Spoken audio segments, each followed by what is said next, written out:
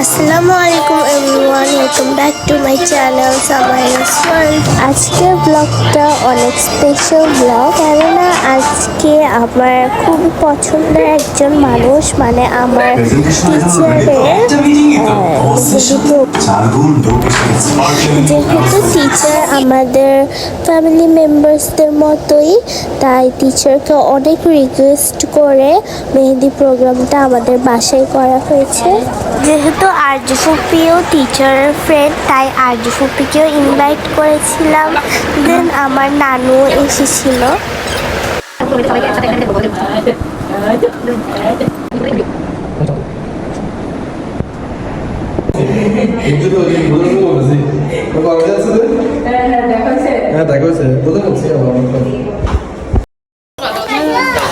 দেন সন্ধ্যাবেলা আমরা আরেকটা দাওয়াতে চলে আসলাম, আমার ওসমান চাচুর ইনলজ হাউসে। ওখানে আমরা সবাই মিলে আবার ফ্যামিলি গেট টুগেদার করি। রেড কালার ড্রেস পরা উনি হচ্ছেন আমার বরফুপি। উনি অনেক কিউট এবং সুন্দর, একদম ন্যাচারাল বিউটি। দেন আমরা মারুফ আঙ্কেলের সাথে ফান করতেছিলাম।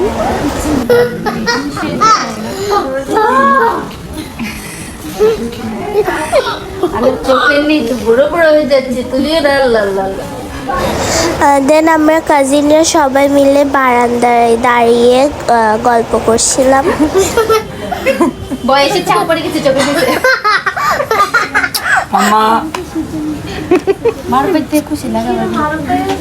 চাচি বারবার আমাদেরকে দেখতে আসছে, আমাদের কিছু লাগবে নাকি এগুলা জিজ্ঞেস করছিল।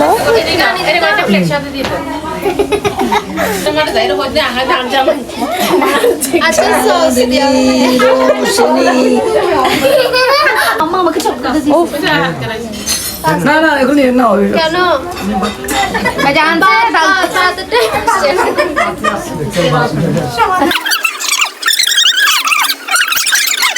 এইখানে পাপ্পা, চাচু এবং মামারা সবাই মিলে কথা বলছিল।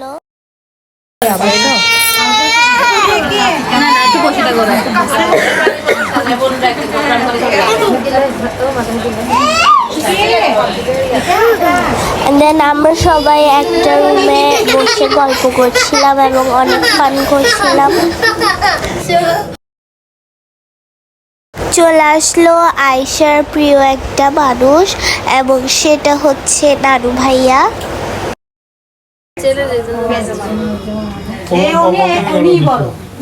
কই আব্বু আমরা বাড়ি দিছি, আপনারা নিজে সবাই গেছেন যে ছেলেরা। দেন নানু ভাইয়া চাচি এবং দাদুর সাথে অনেক ফান করছিল।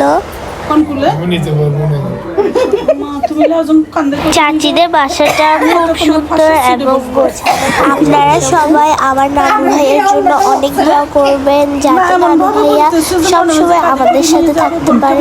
হাত ধরে নিয়ে যায়, আমরা হাতটা ধরে নিই বা বোন আমরা ভাই বোন একসাথে যাই দেশে।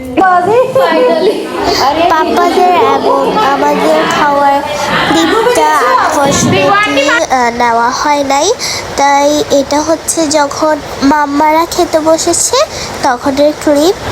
মাম্মা, দাদু, নানু, চাচি, ফুপি ওরা সবাই একসাথে ভাত খেতে বসেছিল। এর মধ্যে দিয়েই আমাদের দাওয়াতটা শেষ হয়ে গেল। ওকে, আল্লাহ হাফেজ। Please like, share and comment. Bye bye.